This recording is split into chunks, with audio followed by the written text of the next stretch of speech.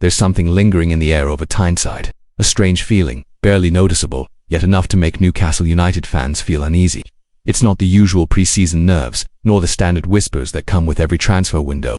This is something deeper, something quieter, but powerful enough to drastically alter the course of the season.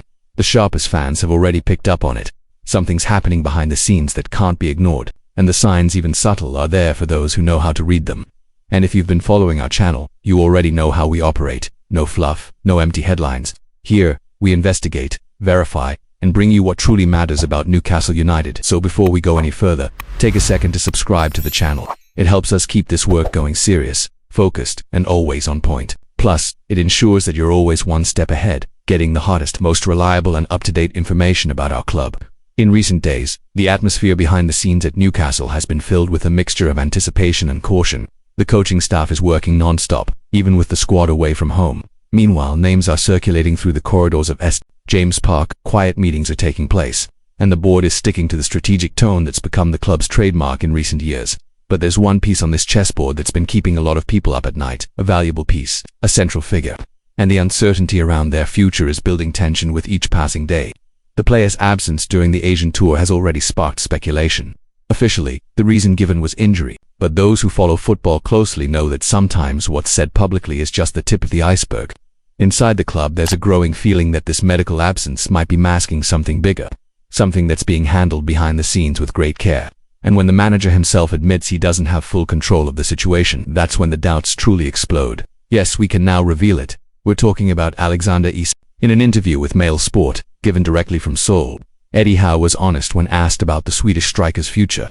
And while his response was polite and diplomatic, it was anything but reassuring.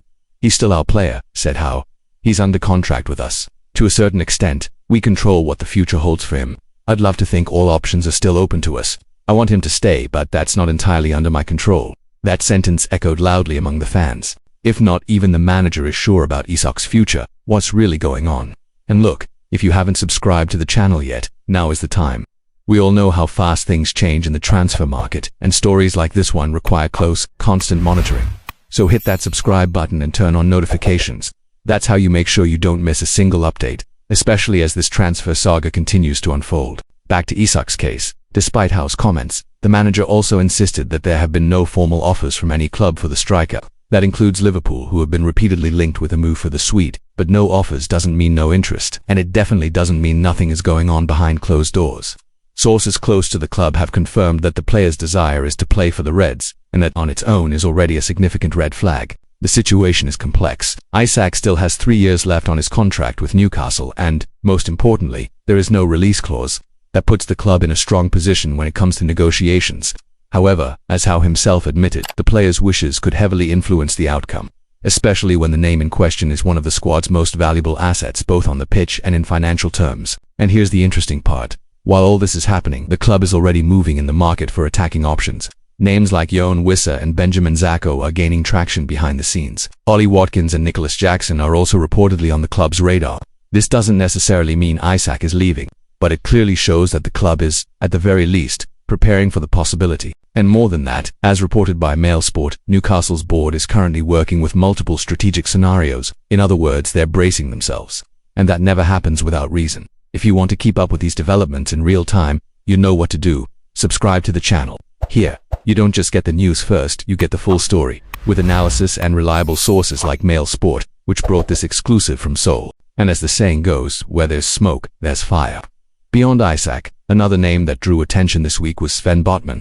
The defender limped off during the 3-2 defeat to Arsenal in Singapore and won't be available for the friendly against the K-League All-Stars. The good news is that tests have confirmed it's not a serious injury, but there's still uncertainty about his involvement in Sunday's match against Tottenham. According to Howe, there's a chance Botman could be fit for the Cellar Cup in August, at St. James Park. While this situation isn't as tense as Isak's, it further highlights the need for reinforcements in Newcastle's squad, and that's exactly what the club is aiming for, depth and quality. Howe was crystal clear in stating that Newcastle won't step out of character. The board wants the right players, for the right price, and with the right profile. We need to bring in the right type of player. We mustn't, in any way, act out of character, the manager stated. If the right player isn't available at the right price, we won't make the deal. This shows the club has learned from past windows. The strategy is now well defined and the focus is on maintaining consistency. It's not about buying for the sake of it, it's about building a squad that can compete at the top while keeping a solid long-term foundation. And that's yet another reason for you to keep following our channel closely. Our transfer window coverage is daily, and always based on accurate, real sources, no cheap gossip here. And speaking of reinforcements and strategy, it's worth noting that Newcastle aren't just looking outward. The club is also closely monitoring its academy and emerging talents. The goal is to balance long-term bets with established names, creating a squad with identity and competitiveness. And in a scenario where Isak's possible departure could open the door for a big-name signing, every move must be calculated with surgical precision. It's no exaggeration to say we're facing a critical moment. The decisions made now could shape not just the next season, but possibly the next several years. Newcastle are at a strategic crossroads. Hold on to their stars, reinforce the squad, and keep growing, all without losing financial balance or the identity they've been building since this new ownership era began. So stick with us, Toon Army. This saga is far from over, and every chapter still to come could be decisive. And as always, we'll be here bringing you everything from behind the scenes. With credibility, solid sources like Mail Sport, and of course, the passion of those who live and breathe Newcastle United. If you haven't subscribed yet, this is the time. Join us, because what's happening behind the scenes at St. James Park goes far beyond the headlines, and it could change everything.